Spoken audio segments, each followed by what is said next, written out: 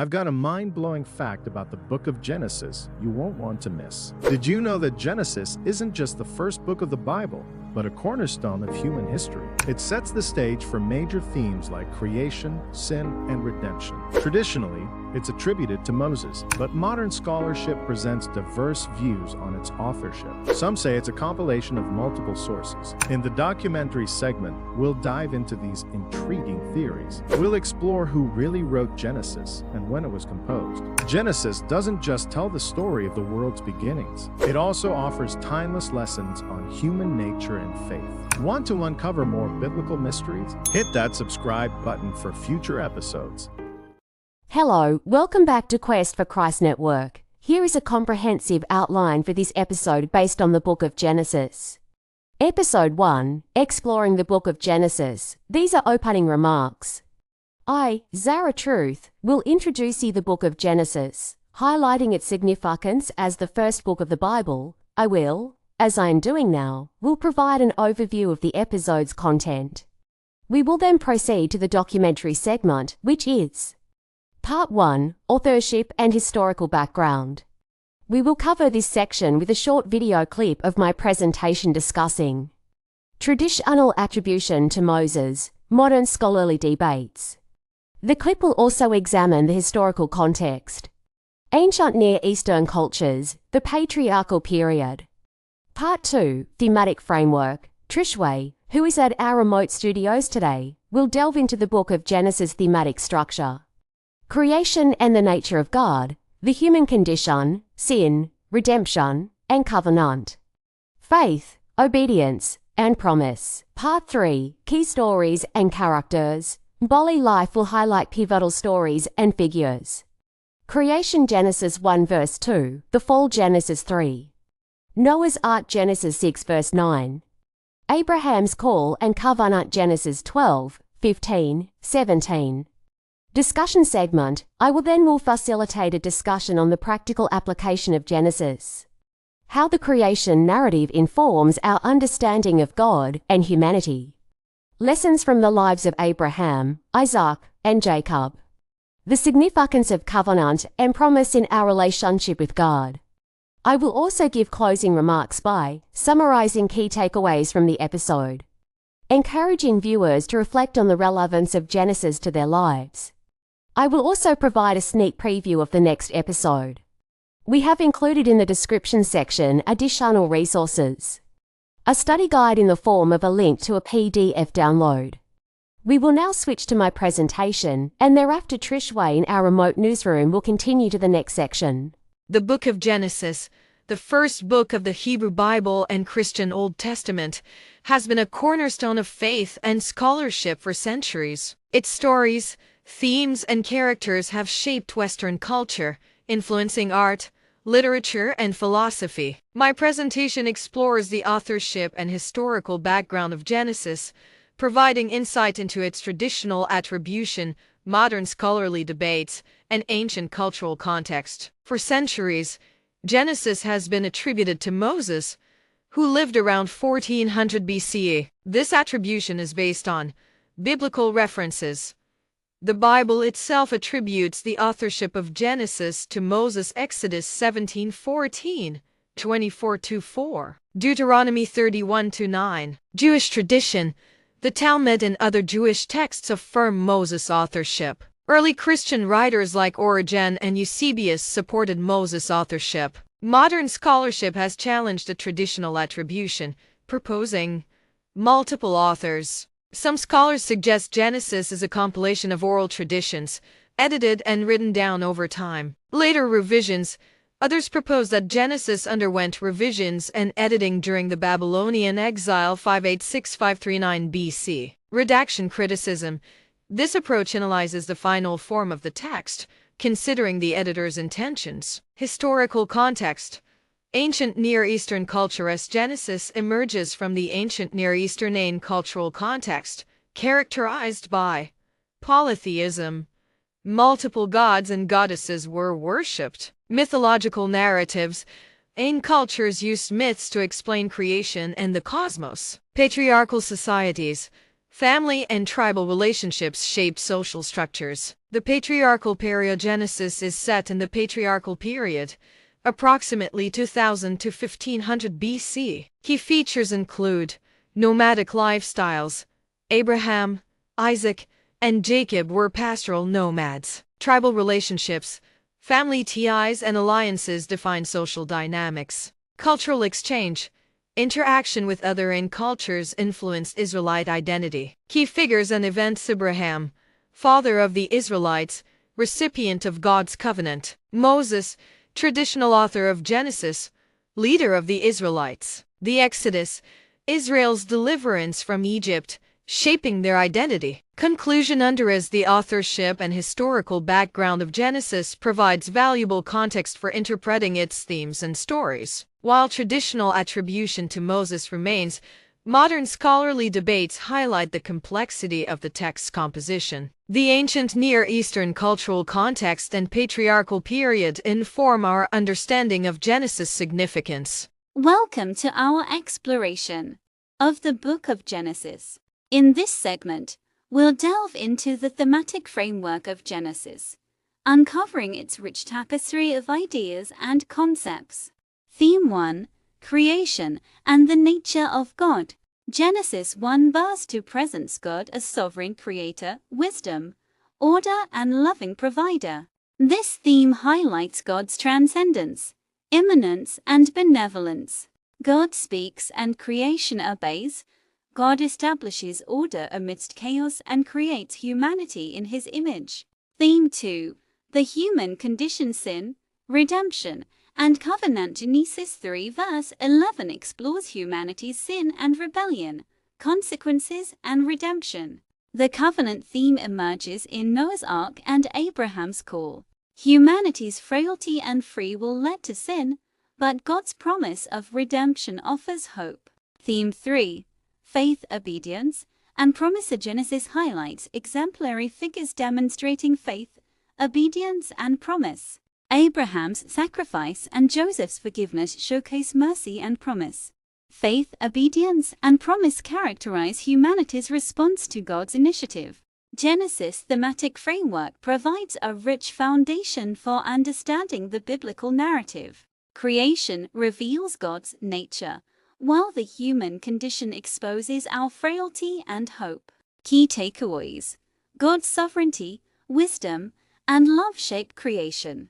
Humanity's sin and rebellion necessitate redemption. Faith, obedience, and promise demonstrate humanity's response. Thank you for joining us on this exploration of the thematic framework of the Book of Genesis. Back to you, Mbali. Hello, I am Bolly Life, Part 3, Key Stories and Characters. In this segment, I will highlight pivotal stories and figures in the Book of Genesis. Creation, Genesis 1 verse 2, the Fall, Genesis 3. Noah's Ark, Genesis 6 verse 9. Abraham's Call and Covenant, Genesis 12, 15, 17. But because in this episode we have covered so much, Zara has allowed me to close the episode with a word of prayer, and thereafter conclude the episode with a video clip on the theme of creation in Genesis 1. We will continue in part 2 of this episode. Please remember to subscribe to the channel, like the video, and click the notification bell so that you will be notified when the next video is uploaded. Thank you. Enjoy the video clip. Let us pray. Heavenly Father, we praise you for your majestic creation. Help us to recognize your sovereignty, wisdom, and love. May we steward your creation responsibly and rest in your provision. Amen. In the beginning there was nothing, then a spark, a burst of light, an idea taking shape. The Book of Genesis unveils the awe-inspiring story of creation, a testament to the power and artistry of a loving God. With each passing day, a magnificent tapestry unfolds, revealing a universe teeming with life and beauty. From the first glimmer of light to the emergence of humankind, we witness the unfolding of a divine plan, a symphony of creation that echoes through time. The story of creation is more than just a historical account, it's a love letter. It's a testament to the intricate care and intentionality woven into every fiber of our existence. As we delve into this timeless narrative, we discover not just how the world came to be, but also our place within this grand, interconnected masterpiece. We are invited to marvel at the wonders of the natural world, to recognize the divine spark within ourselves, and to embrace our role as stewards of this precious gift. "Let there be light," God commanded, and with those words, the universe exploded into existence. Darkness retreated, overcome by the brilliance of pure, unfiltered light. This wasn't just the light of the sun. That would come later. This was the primal light of creation itself, the very essence of God's power and glory. This first act of creation signifies the triumph of order over chaos. It marks the beginning of time and space, setting the stage for the unfolding drama of life. There's an inherent beauty in the simplicity of this act. God spoke and it was so. His word, imbued with creative power, brought forth a universe from nothingness. This primordial light, the first glimmer in the vast canvas of creation, serves as a beacon of hope, a testament to the transformative power of divine will. On the second day, God turned his attention to the formless void. He separated the waters above from the waters below, creating a vast expanse that would become the sky. The waters below gathered, forming the seas, their rhythmic ebb and flow a constant reminder of creation's harmony. The emergence of sky and sea represents the establishment of order and boundaries.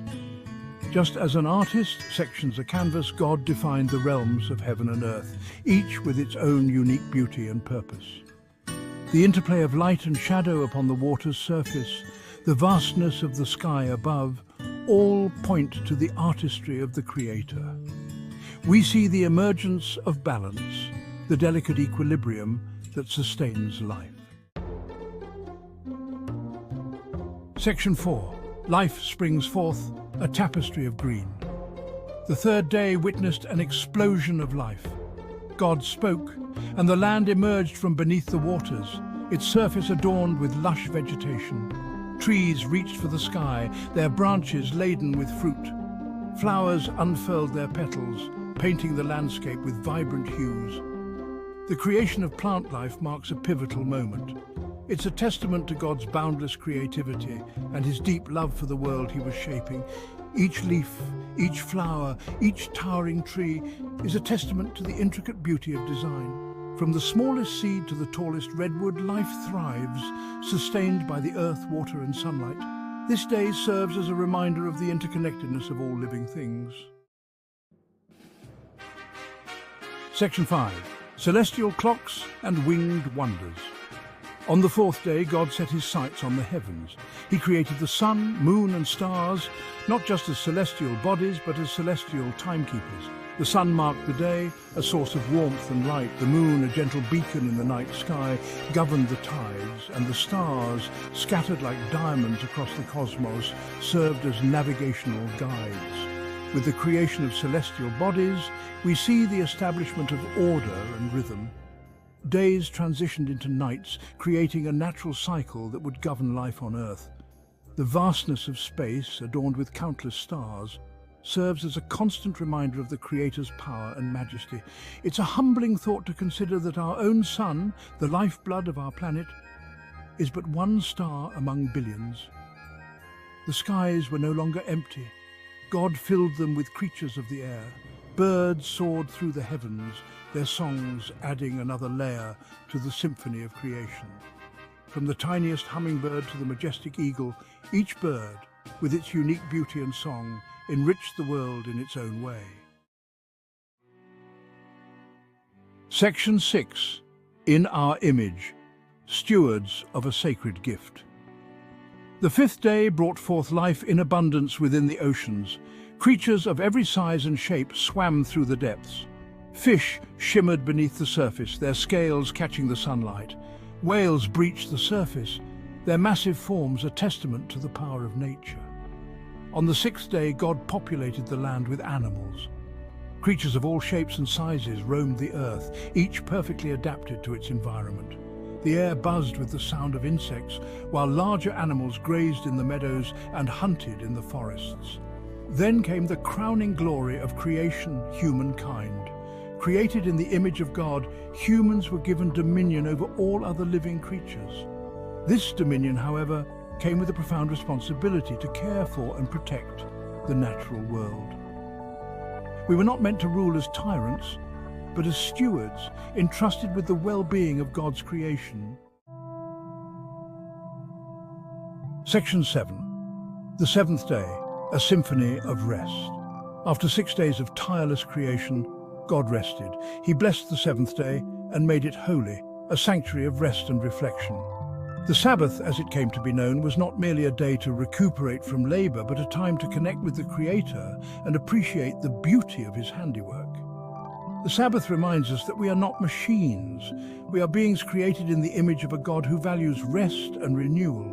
It's a time to step back from the busyness of life, to appreciate the natural world around us, and to reconnect with our spiritual side. It's a day to give thanks for the gift of creation, and to remember our responsibility to be good stewards of this planet we call home. The beauty of creation is a symphony in 7 movements, a testament to the power, creativity, and love of God. From the first glimmer of light to the stillness of the Sabbath, we are invited to marvel at the intricate tapestry of life, to recognize our place within it, and to embrace our role as caretakers of this extraordinary planet. As we journey through life, may we always remember the words of Genesis and approach creation with reverence, gratitude, and a deep sense of responsibility.